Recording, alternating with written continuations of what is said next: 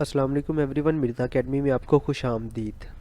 आज हम यूसेट pre medical का 2023 का एक्सपेक्टेड पेपर करने जा रहे हैं जो 4 फरवरी 2023 को होगा, और इस वीडियो में हम इसका फिजिक्स का पोर्शन डिस्कस करेंगे। So let's start with the first MCQ is which of the following laws of motion is related to inertia.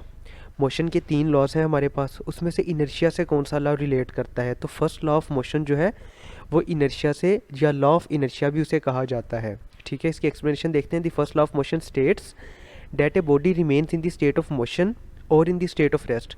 यानी एक बॉडी मोशन की स्टेट अगर में है तो वो मोशन की स्टेट में रहेगी, अगर वो रेस्ट की स्टेट में है तो वो रेस्ट की स्टेट में रहेगी, until and unless an external force applied on it.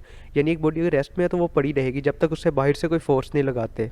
ठीक है, और अगर एक बॉडी मूव कर रही है वो मूव करती रहेगी जब तक कि उसे बाहर से कोई फोर्स नहीं लगेगी। ठीक है, इसे हम लॉ ऑफ इनर्शिया भी कहते हैं। So alpha is the correct option. The next is the second law of motion in mathematical form can be written as. Second law of motion को हम F is equal to change in momentum divided by change in time, या rate of change of momentum इस तरह भी लिख सकते हैं। F is equal to M A ये भी लिख सकते हैं, और F is equal to m change in velocity divided by change in time ये भी लिख सकते हैं। सो ये तीनों ऑप्शंस ही ठीक हैं। सो delta is the correct option. The next is what is a scalar. हमने 2 टर्म्स पढ़ी थी, स्केलर और वेक्टर। स्केलर वो होता है जिसका सिर्फ मैग्नीट्यूड होता है, जबकि वेक्टर का मैग्नीट्यूड भी होता है और उसकी डायरेक्शन भी होती है। सो स्केलर हम कहेंगे a quantity with only magnitude, एक ऐसी क्वांटिटी जिसमें सिर्फ मैग्नीट्यूड होता है। So alpha is the correct option. The next is which of the following operations is valid.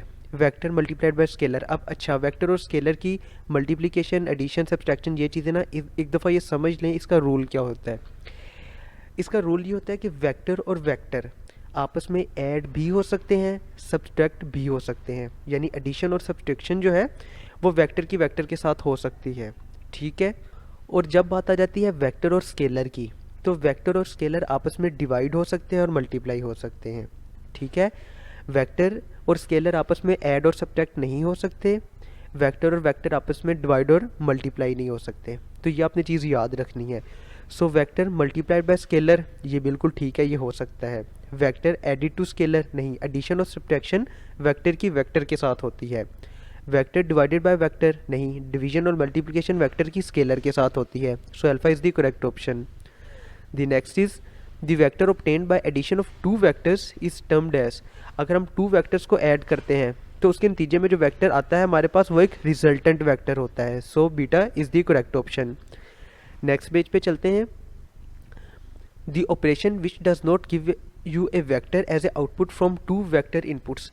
अगर हम 2 वेक्टर इनपुट्स देते हैं, ठीक है, तो हमारे पास वेक्टर ना आए, रिजल्ट में वेक्टर ना आए, तो ये कौन सा ऑपरेशन हो सकता है? देखें, अगर वेक्टर सब्ट्रैक्शन होगी, मैंने आपको बताया था कि एडिशन और सब्ट्रैक्शन जो होती है वो वेक्टर की आपस में वेक्टर में होती है।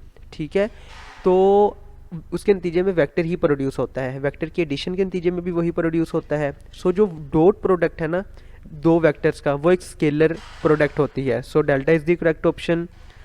The next is what is the value of universal gravitational constant. Universal gravitational constant की वैल्यू बनती है 6.67 multiply by 10⁻11 newton metre square पर kilogram square. So beta is the correct option. ये एक दफ़ा बाकी देखते हैं कि बाकी चीज़ें किन की हैं। ठीक है, इस वेबसाइट में ये meedummy.com में यही एक फ़ायदा है कि एक्सप्लेनेशन में आपको बाकी ऑप्शंस भी बता दिए जाते हैं।